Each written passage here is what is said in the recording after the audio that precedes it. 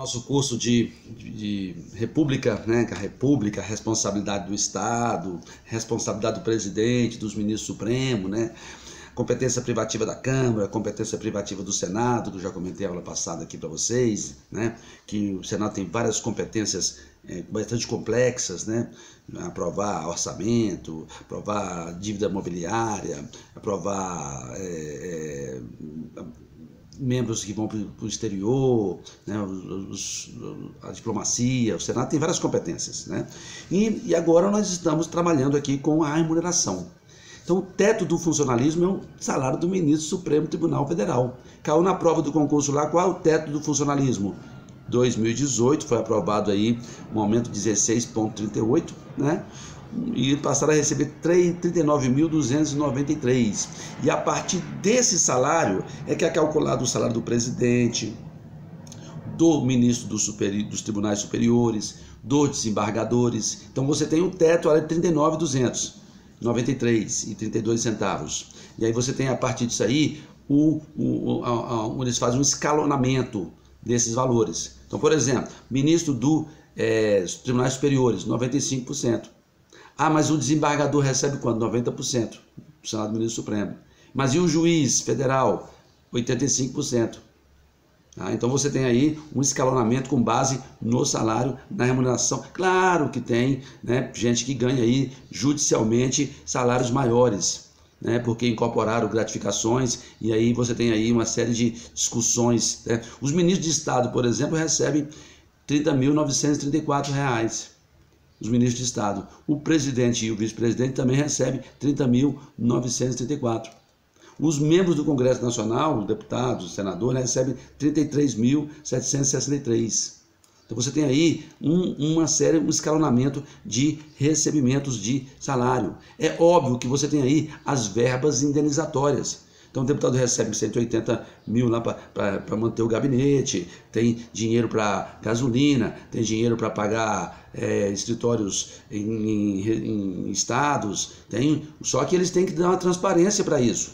Existem vários órgãos do âmbito civil que acompanham essa comprovação desses gastos das verbas indenizatórias, para que não haja o quê? Não haja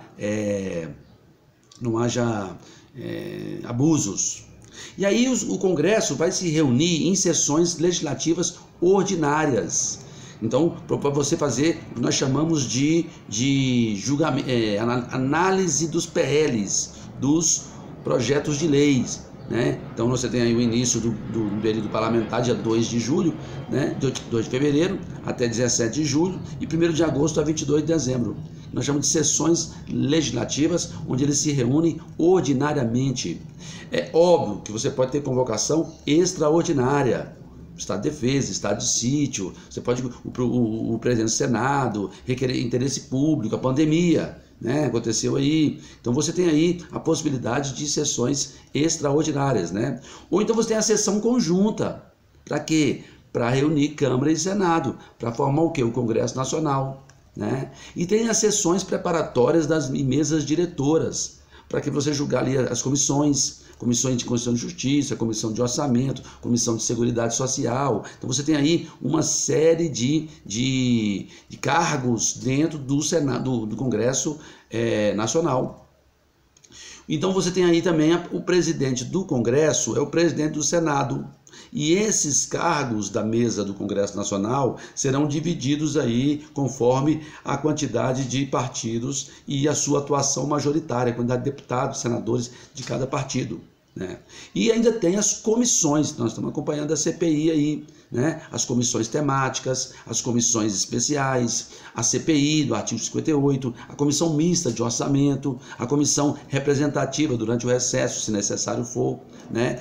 Tudo isso aí nós vamos ter estabilizados dentro das comissões permanentes. Que comissões permanentes são essas? A comissão para discutir projeto de lei, audiências públicas com a sociedade civil, depoimento de qualquer autoridade, programas de obras, planos nacionais. Você tem também a CPI, que eu comentei com vocês. A CPI é investigar fatos certo determinado. CPI da Covid aí, né? Tudo isso aí vai depender o quê? A CPI foi criada com 1/3 Só que o presidente do Senado não quis, o presidente do Congresso não quis abrir a CPI. Aí o indivíduo entrou lá no Supremo Tribunal Federal e o Supremo obrigou a CPI, porque existe um equilíbrio, como já comentei com os senhores, né? Então, o fato determinado, o direito público subjetivo das minorias, tudo isso aí vai ser discutido lá no âmbito das CPIs, das comissões permanentes, das comissões de investigação, né? Como nós já conversamos sobre o regimento interno lá do Senado Federal, né? A CPI terminou agora, ela foi prorrogada 3 meses e agora está terminando.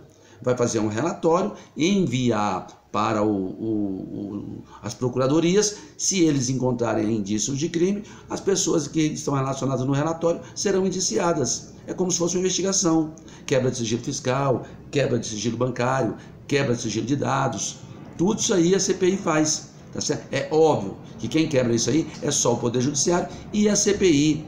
É óbvio que as pessoas vão lá no Supremo para pedir, né, ouvir testemunhas, até coercitivamente, né, não pode, direito ao silêncio, para não autoincriminar. Pessoas que estavam com processo na Polícia Federal, não poderia discutir, tá certo? Daqui a pouco a gente continua.